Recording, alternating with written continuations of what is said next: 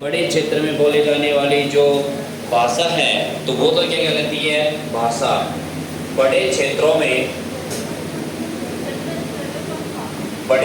में बोली जाने वाली भाषा कहलाती है।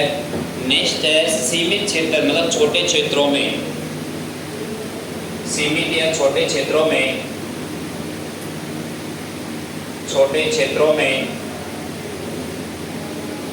बोली जाने वाली बोली कहलाती है। क्या कहलाती है? बोली कहलाती है। नेक्स्ट है लिपि। लिपि तो लिखी जाती है,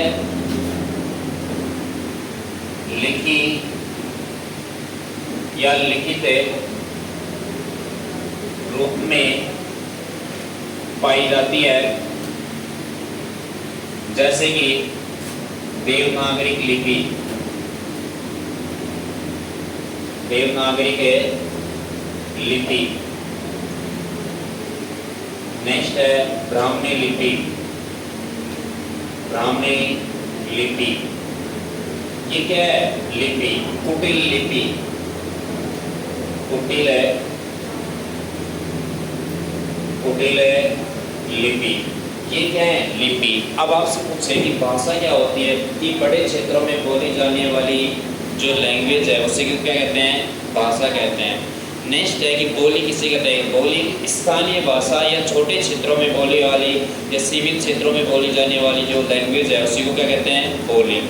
नेक्स्ट है लिपि। लिपि क्या होती है? लिखित रूप में जो पाई जाती है, जैसे कि देवनागरिक लिपि, कुटिल लिपि, ब्राह्मणी लिपि। ये क्या है? लिपि है। तो लिपि है तो लिपि तो एक लिखित रूप पाया जाता है। और भाषा पूछे, ये भाषा एक बड़े क्षेत्र में बोली जाने वाली एक भाषा कहलाती है, जैसे राजस्थानी भाषा। राजस्थानी एक भाषा है तो अपने राजस्थान राज्य में पाएगी पूरी भाषा, कि बड़ा क्षेत्र ही तो है, और बड़ा क्षेत्र है तो उसमें भाषा कैसे? जैसे कि राजस्थानी भाषा, इसमें राजस्थानी भाषा, मराठी भाषा, कन्नड़, ये क्या है? भाषा है। कि बड़े क्षेत्र में जो बोले जाने वाली जो लैंग्वेज है उसी को क्या कहते हैं? भाषा कहते हैं। भाई बोली क्या है? जैसे कि ढूंढाड़ी, अब जैसे कि इसमें है ढूंढाड़ी, मारवाड़ी, हाड़ौती, ये क्या है? ये स्थानीय मतलब लोकल लैंग्वेज है, मतलब छोटे क्षेत्रों में बोले वाली भाषा है। अब नेक्स्ट है बड़े क्षेत्रों में बोली जाने वाली क्या कहलाती है? भाषा। छोटे क्षेत्रों में बोली जाने वाली क्या कहलाती है? बोली। और लिपि होती है कि लिखित रूप में पाई जाती है, जैसे कि देवनागरी लिपि, ब्राह्मणी लिपि, कुटिल लिपि, इस तरह की लिपि पाई जाती है। नेक्स्ट है आपसे अब पूछे कि भाई भाषा ये है कि एक कहावत आती है कि राजस्थानी लैंग्वेज में, और राजस्थानी लैंग्वेज में एक कहावत आती है कि ऐसे कहते हैं कि दो कोस पे तो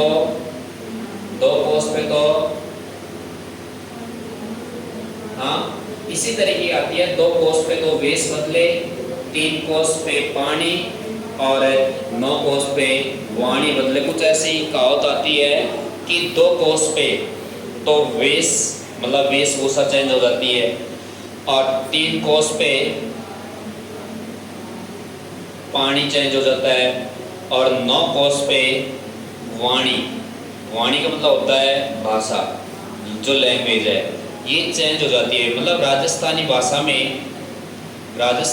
में कहावत है कि 2 कोस पे वेश बदले, 3 कोस पे पानी, और 9 कोस पे क्या बदले? वाणी, मतलब भाषा। तो वही बात है कि अलग अलग क्षेत्रों में अलग अलग भाषा बोली जाती है। जैसे राजस्थानी एक क्षेत्र है, बहुत बड़ा क्षेत्र है राजस्थानी, और इसमें कौन सी भाषा बोली जाती है? राजस्थानी बोली जाती है। जैसे कि महाराष्ट्र में कौन सी बोली जाती है? कौन सी बोली जाती है? केरल में कन्नड़। नेक्स्ट है कि आपसे पूछे कि वही बात है कि हर 9 कोस पे वाणी मतलब भाषा चेंज हो जाएगी, हर 3 कोस पे पानी चेंज हो जाता है, कि कहीं पे पानी है कहीं पे पानी नहीं है। हर 2 कोस में क्या चेंज हो जाता है? कल्चर चेंज हो जाता है, वेशभूषा चेंज हो जाती है। कि आप देख लेना कि जैसे एरिया में मतलब एक विशेष जाति वर्ग रह रहा है तो उसी जाति वर्ग का कल्चर होएगा, उसके आस पड़ोस में दूसरा मतलब जाति निवास कर रही है तो वो जाति भी उसी प्रकार की कल्चर को एक्सेप्ट करेगी, और एक्सेप्ट करेगी तो वही कहलाती है कि 2 कोस पे तो क्या बदले, वेश बदले, 3 कोस पे क्या, पानी, और 9 कोस पे वाणी बदले। इस तरीके से राजस्थानी भाषा में भी देखो ये इस तरह का परिवर्तन पाया जाता है कि बड़े क्षेत्रों में तो एक भाषा बोली जाती है, छोटे क्षेत्रों में क्या बोली जाती है, बोली बोली जाती है, जिसे बोली कहते हैं। तो एक बार तो लिखो इसको,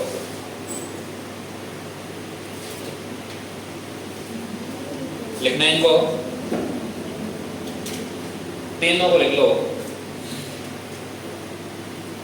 बोलो 8वीं अनुसूची में कि भारतीय संविधान के अनुसार, किसके अनुसार है, भारतीय संविधान के अनुसार, एक बार समझना बाद में लिखना, साथ के साथ नहीं लिखना है, बाद में लिखना है।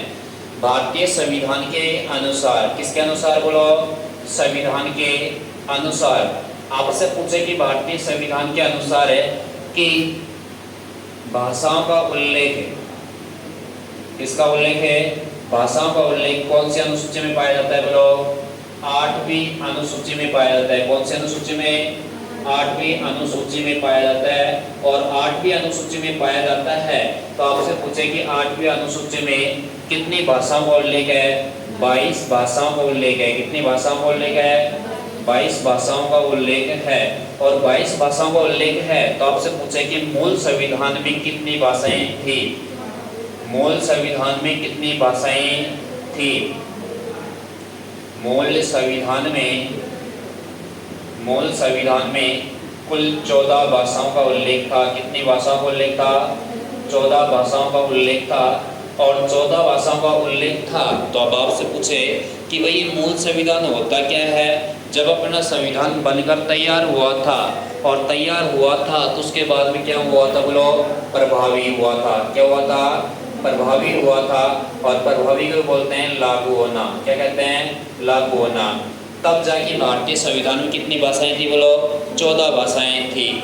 और 14 भाषाएं थी तो आपसे पूछे, लिखना नहीं है, वैसे लिखना नहीं है अभी, है ना, बाद में लिख लेना, समझ में नहीं आएगा फिर। और 14 भाषाएं थी तो आपसे पूछे कि मूल संविधान में कुल कितनी भाषाएं थी।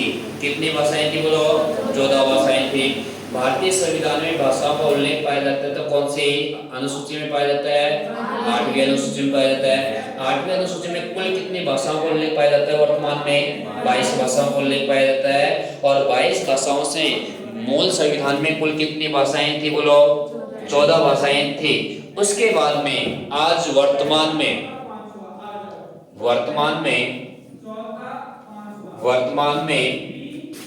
कुल भाषाएं,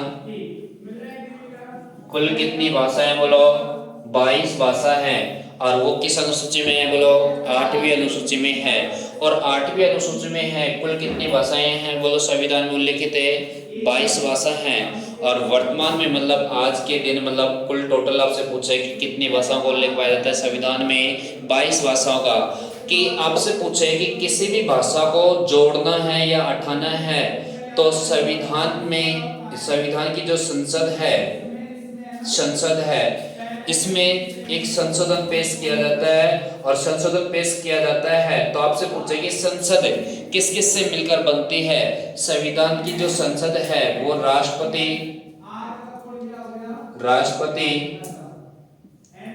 राज्यसभा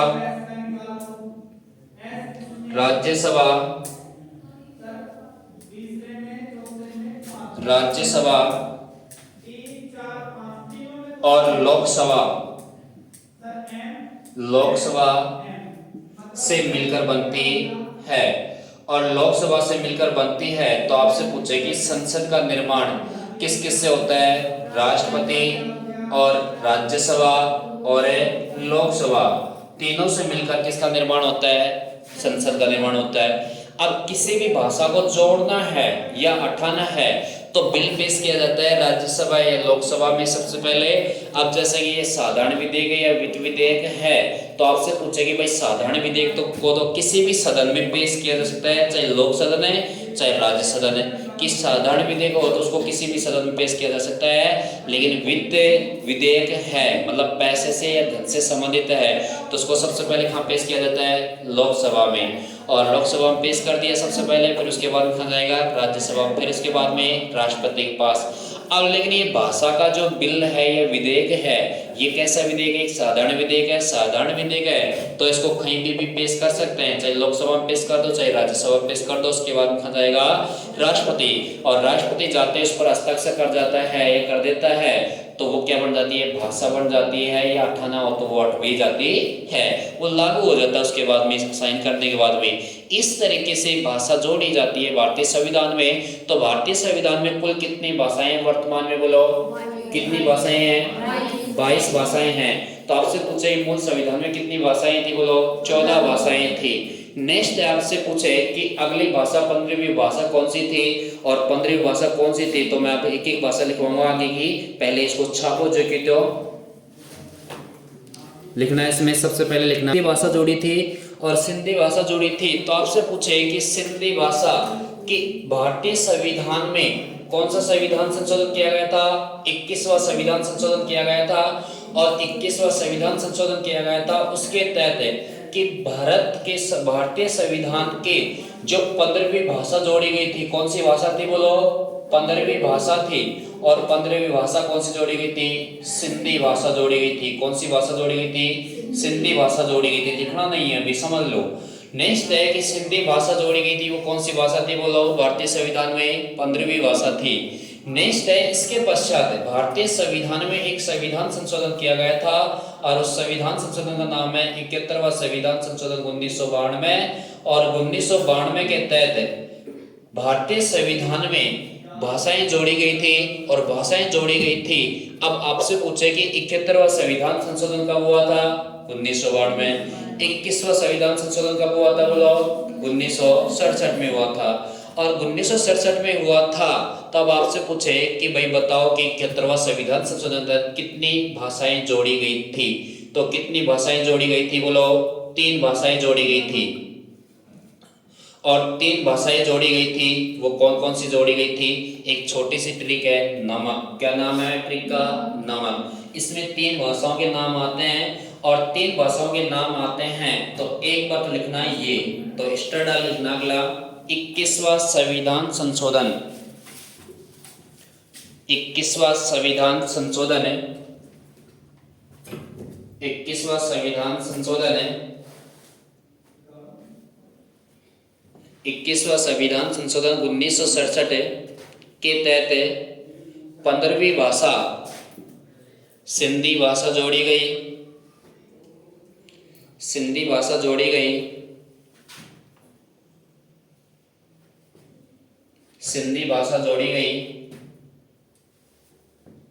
तथा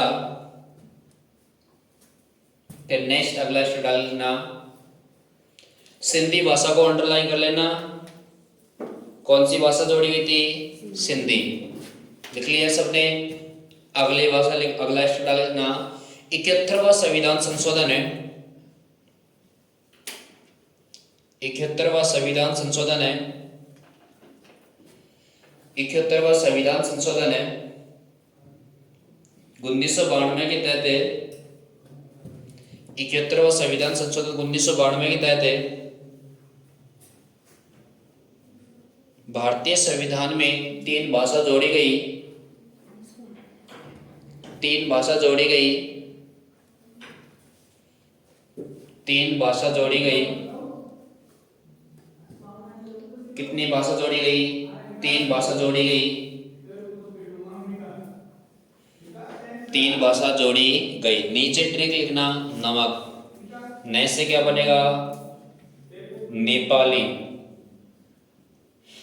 मैं से मणिपुरी, मणिपुरी और कोंकणी। 3 भाषा जोड़ी गई, नेपाली, मणिपुरी, कोंकणी। इनके नीचे क्रम संख्या भी लिख लेना, क्रम संख्या लिख लेना। जैसे कि 15वीं भाषा कौन सी थी, सिंधी। 16वीं भाषा बनी थी मणिपुरी, 17वीं भाषा नेपाली और 18वीं भाषा कोंकणी। कितनी भाषा हो गई? 18। भारतीय संविधान में अपन ने कितनी भाषा पढ़ ली? 18। नेक्स्ट अगला स्टार डाले ना कि 92वां संविधान संशोधन है 2003 के तहत, 92वां संविधान संशोधन 2003 के तहत, 3 के तहत 4 भाषाएं जोड़ी, 4 भाषाएं जोड़ी,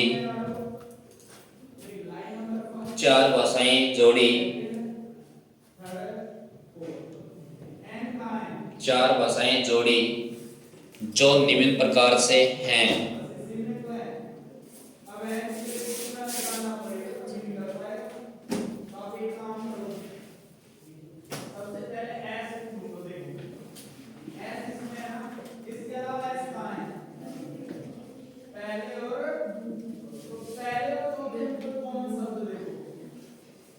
कितनी भाषाएं जोड़ी? 4 भाषाएं जोड़ी। डोम संबो, डोम संबो, ट्रिक लिखना नीचे, डोम संबो, डोम संबो लिख लिया। देखो डो से क्या हो जाएगी? डोगरी,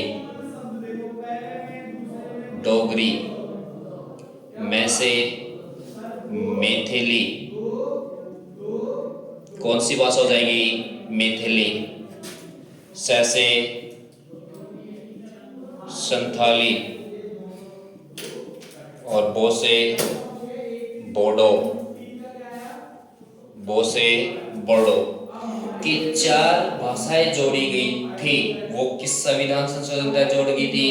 92वां संविधान संशोधन 2003 के तहत जोड़ी गई थी। कितनी भाषा जोड़ी गई थी? कितनी भाषा जोड़ी गई थी? 4 भाषा जोड़ी गई थी। 4 कौन कौन सी है? डोगरी, मैथिली, संताली और बोडो थी। इनके भी क्रम संख्या लिख लेना, इनके भी क्रम संख्या लिख लेना।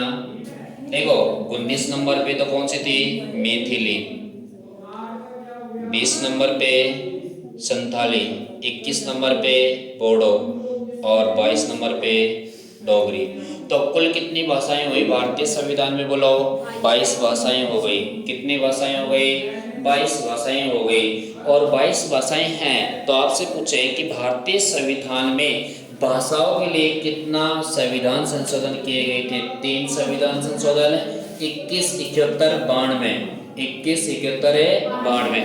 एक तो 21वां संविधान संशोधन, एक 71वां संविधान संशोधन है, दूसरा कौन सा है? 92वां संविधान संशोधन है। नेक्स्ट आपसे पूछे बताओ भाई 21वां संविधान संशोधन तक कितनी भाषाएं जोड़ी गई थी? कितनी भाषाएं जोड़ी गई थी? एक जोड़ी गई थी। वो कौन सी जोड़ी गई थी? सिंधी। नेक्स्ट आपसे पूछे कि वह भारतीय संविधान की कौन सी भाषा थी? 15वीं भाषा थी। नेक्स्ट है कि आपसे पूछे कि भारतीय संविधान में 71वें संविधान संशोधन तक कितनी भाषाएं जोड़ी गई थी? बोलो 3 भाषाएं जोड़ी गई थी। 3 भाषाएं कौन कौन सी हैं? नमक। आप गुरुजी नमक तो नमक ही होता है, लेकिन न से क्या बनेगा? नेपाली। मैं से क्या बनेगा? मणिपुरी। कैसे क्या बनेगा? कोंकणी। तो अगली 16वें नंबर की भाषा कौन सी थी? मणिपुरी। अगली कौन सी थी? अगली कौन सी थी? नेपाली। अगली कौन सी थी? कोंकणी। तो टोटल भाषाओं की संख्या कितनी हो गई? 18। नेक्स्ट है इसके पश्चात अगला 92वां संविधान संशोधन कब हुआ था? 2003 में। और 2003 में हुआ था। कितनी भाषाएं जुड़ी थी? 4 भाषाएं। कौन कौन सी हैं? डोगरी, मैथिली, संताली और बोडो। नेक्स्ट है कि सीक्वेंस में देखा जाए तो मैथिली थी 19वीं भाषा, 20वीं भाषा संताली, 21वीं भाषा बोडो और 22वीं भाषा डोगरो थी। और डोगरी थी। तो आपसे पूछे कि भारतीय संविधान में वर्तमान में कुल कितनी भाषाएं पाई जाती हैं? 22 भाषाएं पाई जाती हैं। नेक्स्ट है कि भारतीय संविधान की किस अनुसूची में भाषाएं पाई जाती हैं? 8वीं में। कुल कितनी भाषाओं को लेकर वर्तमान में? 22 भाषाओं का। मूल संविधान जब प्रभावी हुआ था या लागू हुआ था उसमें कितनी भाषाएं थी? कितनी भाषाएं थी? 14 भाषाएं थी। नेक्स्ट है कि आज वर्तमान में कुल कितनी भाषाएं हैं? बोलो 22 भाषाएं हैं। नेक्स्ट है कि किसी भी भाषा को जोड़ना है या हटाना है तो उसके लिए संसद में क्या किया जाता है? संविधान संशोधन किया जाता है। उस संसद में कौन कौन शामिल होते हैं? राष्ट्रपति, राज्यसभा और लोकसभा शामिल होते हैं। और यहाँ तक क्लियर है। नेक्स्ट इसके आगे अगला स्टेप डाल के लिखना कोई भी संविधान संशोधन नहीं किया गया है। लिख लिया। नेक्स्ट अगला डाले लिखना, विश्व में सबसे ज्यादा बोली जाने वाली भाषा, विश्व में सर्वाधिक बोली जाने वाली भाषा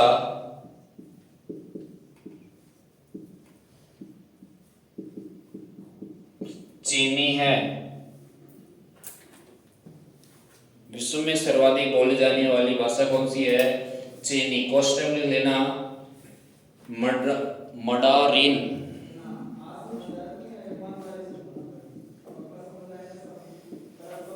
विश्व में सर्वाधिक बोली जाने वाली भाषा कौन सी है? चीनी है। नेक्स्ट लिखना, राजस्थान में सर्वाधिक लोगों द्वारा, राजस्थान में सर्वाधिक लोगों द्वारा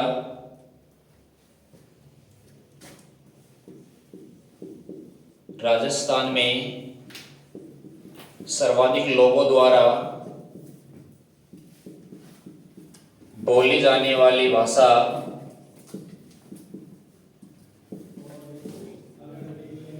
राजस्थान में सर्वाधिक लोगों द्वारा बोली जाने वाली भाषा ढूंढाड़ी।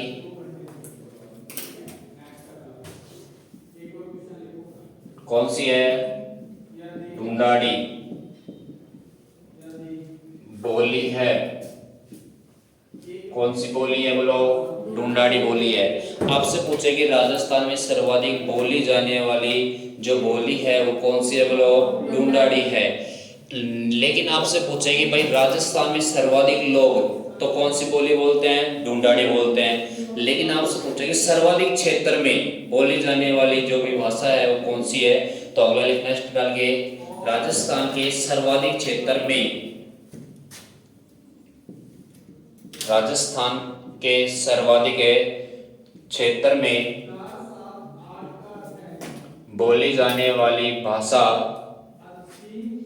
राजस्थान के सर्वाधिक क्षेत्र में बोली जाने वाली भाषा मारवाड़ी है। मारवाड़ी है। कौन सी है बोलो? मारवाड़ी है। और मारवाड़ी है तो एक बार देखना इसको वापस से देखो, विश्व में सर्वाधिक बोली जाने वाली भाषा तो कौन सी है? चीनी है।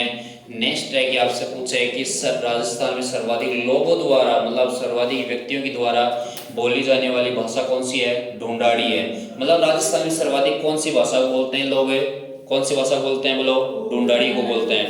नेक्स्ट है कि राजस्थान के सर्वाधिक क्षेत्र में मतलब सर्वाधिक क्षेत्रफल में बोली जाती है, सबसे ज्यादा कौन सी भाषा बोली जाती है? मारवाड़ी बोला जाता है।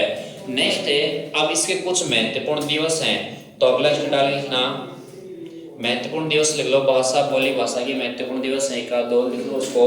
लिखना नोट डाल लिखना, हिंदी दिवस प्रतिवर्ष 14 सितंबर को मनाया जाता है। हिंदी दिवस प्रतिवर्ष 14 सितंबर को मनाया जाता है।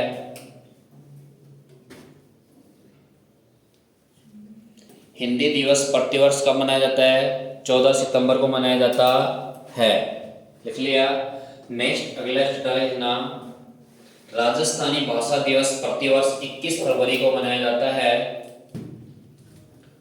राजस्थानी भाषा दिवस प्रतिवर्ष 21 फरवरी को मनाया जाता है। राजस्थानी भाषा दिवस प्रतिवर्ष कब मनाया जाता है? 21 फरवरी को मनाया जाता है।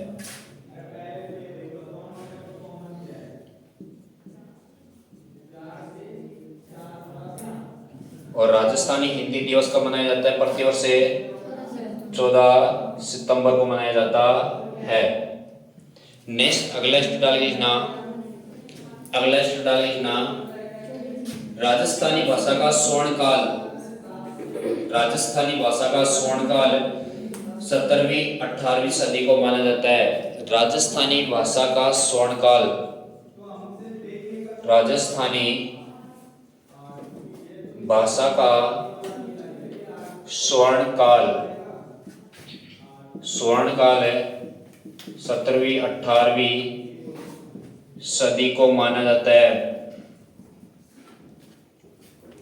राजस्थानी भाषा का स्वर्णकाल 17वीं 18वीं सदी को माना जाता है। और नेक्स्ट ना, राजस्थानी भाषा का उद्भव बहुरूपीय परिवार से माना जाता है। किस परिवार से माना जाता है? बहुरूपीय परिवार से माना जाता। राजस्थानी भाषा का उद्भव, और राजस्थानी भाषा का उद्भव माना जाता है किस परिवार से माना जाता है? बहुरूपीय परिवार से माना जाता है। और बहुरूपीय परिवार से माना जाता है तो आपसे पूछे कि भाई राजस्थानी जो भाषा है उसका उद्भव किस परिवार से माना गया है? बहुरूपीय परिवार से माना गया है। और बहुरूपीय परिवार से माना गया है तो अपन ने अभी देखा था कि भारतीय और राजस्थानी जो भाषा है, बोली है, इसके बारे में अपन ने दिवस देखे थे। आपसे पूछे कि राजस्थानी हिंदी दिवस कब मनाया जाता है? प्रतिवर्ष 14 सितंबर को मनाया जाता है।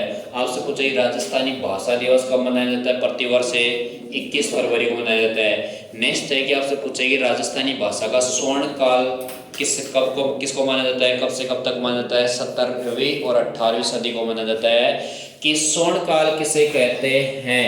और स्वर्ण काल जिस मतलब अवधि या जो भी सन है, और जो भी जॉर्ज ग्रियर्सन है, सर्वप्रथम है जॉर्ज ग्रियर्सन ने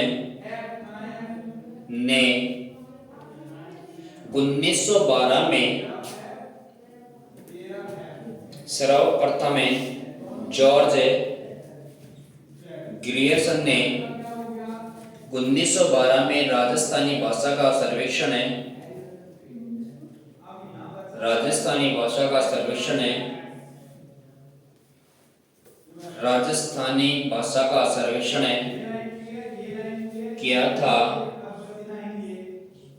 राजस्थानी भाषा का सर्वेक्षण किया था, जिसमें राजस्थानी शब्द का प्रयोग किया, जिसमें राजस्थानी शब्द का प्रयोग किया, जिसमें राजस्थानी शब्द का प्रयोग किया, जिसमें राजस्थानी शब्द का प्रयोग किया।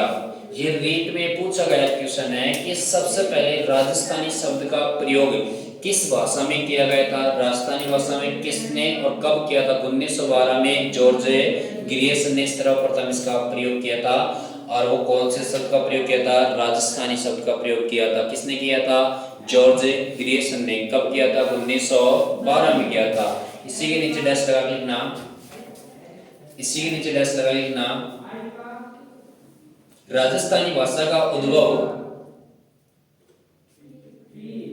राजस्थानी भाषा का उद्भव 4 चरणों में हुआ है, 4 चरणों में हुआ है। अब 4 चरणों में हुआ है तो एक बार बोर्ड की तरफ देख लो, इसको मैं क्लोज करता हूं, फिर 4 चरण कौन कौन से हैं उसको लिखना। देखो, आपसे पूछे कि शिरोमणि ग्रंथ है उसके रचयिता कौन है? कुंवर सिंह। और नेक्स्ट है आईनी अकबरी की रचयिता कौन है? अबुल फजल है। नेक्स्ट है कि कोल्लेमाला ग्रंथ के रचयिता कौन है? उद्योतन सूरी है। लेकिन आपसे पूछे कि राजस्थानी भाषा के लिए कि कोल्लेमाला जो ग्रंथ है, और कोल्लेमाला ग्रंथ में राजस्थानी भाषा के लिए किस शब्द का प्रयोग किया था? बोलो, मरु भाषा। क्या नाम दिया गया था राजस्थानी भाषा को? मरु भाषा दिया गया। किस ग्रंथ में दिया गया था? कोल्लेमाला। आपसे कहे कि भाई मरु भाषा का उद्भव किस ग्रंथ से माना जाता है? कोल्लेमाला से। किसका ग्रंथ है ये? उद्योतन सूरी का है। नेक्स्ट है कि मारवाड़ी जो भाषा है इसका उद्भव किस किस ग्रंथ से माना जाता है? आईनी अकबरी और पिंगल शिरोमणि ग्रंथ से माना जाता है। आपसे पूछे कि भाई ये ग्रंथ किसका है? पिंगल शिरोमणि ग्रंथ किसका है? कुशलम का है। नेक्स्ट है कि आईने अकबरी ग्रंथ किसका है? अबुल फजल का है, जिससे राजस्थानी भाषा के लिए क्या नाम मिला था? बोलो, मारवाड़ी भाषा मिला था। वो कहाँ से मिला था? इन दोनों ग्रंथों से मिला था। और इसके बाद में आपसे पूछेगी राजस्थानी भाषा को किस किस नाम से जाना जाता है? किस किस नाम से जाना जाता है? मरु भाषा, मरुदेशीय भाषा, अगले मरुवाणी, डिंगल, और बस यही है। नेक्स्ट है, अब आपसे पूछे कि भाई राजस्थानी भाषा का उद्भव हुआ है, और राजस्थानी भाषा का उद्भव हुआ है तो वो कितने चरणों में माना जाता है? 4 चरणों में माना जाता है। और 4 चरणों में इसका उद्भव हुआ है, और 4 चरणों में उद्भव हुआ है, जिसे नाम दिया गया अपभ्रंश। क्या नाम दिया गया? अपभ्रंश नाम दिया गया है। और अपभ्रंश का अर्थ है, इसका अर्थ है बिगड़ा हुआ, बिगड़ा हुआ रूप है। और बिगड़ा हुआ रूप है तो मतलब राजस्थानी भाषा का जो कितने चरणों में उद्भव हुआ है? 4 चरणों में उद्भव हुआ है। और 4 चरणों में उद्भव हुआ है तो वो कौन कौन से अपभ्रंश हैं? तो अपभ्रंश क्या है? अपभ्रंश का अर्थ है बिगड़ा हुआ रूप है। और बिगड़ा हुआ रूप है तो इसमें सबसे पहले एक अपभ्रंश आता है, उसका नाम है गुजरी अपभ्रंश। पहला अपभ्रंश आता है जिसका नाम है गुजरी अपभ्रंश। और गुजरी अपभ्रंश है तो अब आपसे पूछे कि गुजरी अपभ्रंश से कौन सी भाषा का उद्भव हुआ है? तो लिखना इसमें गुजरी अपभ्रंश। 1 नंबर पे लिखना गुजरी अपभ्रंश, गुजरी अपभ्रंश।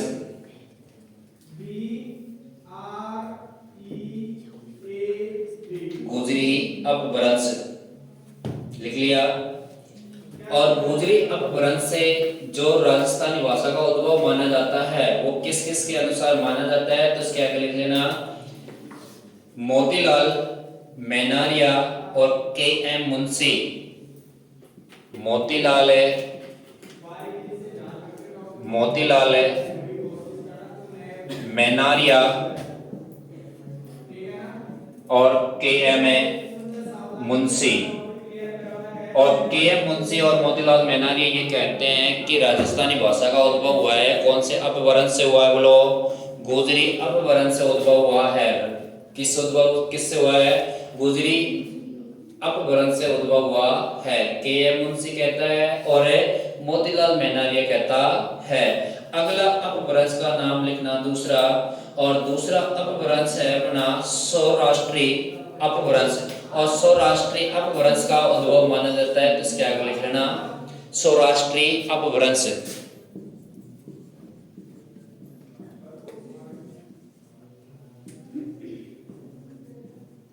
सौराष्ट्रीय अपभ्रंश, सौराष्ट्रीय अपभ्रंश।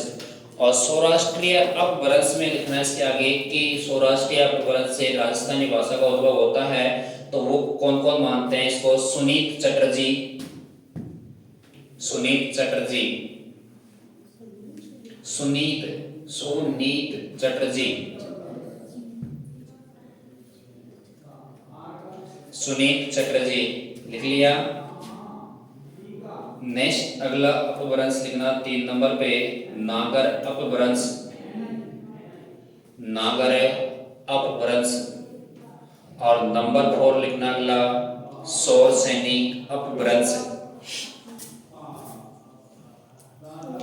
नागर अपभ्रंश।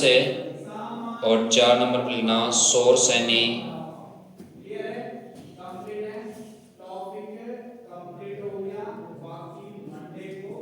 सौरसेनी अपभ्रंश, सौरसेनी अपभ्रंश। कितने अपभ्रंश हो गए? 4 अपभ्रंश हैं। अब इनके आगे भी इनका नाम लिख लो, इनके कौन किस किस ने माना है? नागर अपभ्रंश के आगे लिख लेना, नागर अपभ्रंश के आगे लिखना जॉर्ज अब्राहम ग्रियर्सन है, जॉर्ज अब्राहम ग्रियर्सन है, जॉर्ज अब्राहम ग्रियर्सन है। और पुरुषोत्तम लाल है, और पुरुषोत्तम लाल है, जॉर्ज अब्राहम ग्रियर्सन है और पुरुषोत्तम लाल लिख लिया ना फिर अपभ्रंश के आगे। अब लिखना सोर्स यानी अपभ्रंश के आगे लिख लेना, इसके आगे लिखना महावीर प्रसाद शर्मा और एल पी टेसेटोरी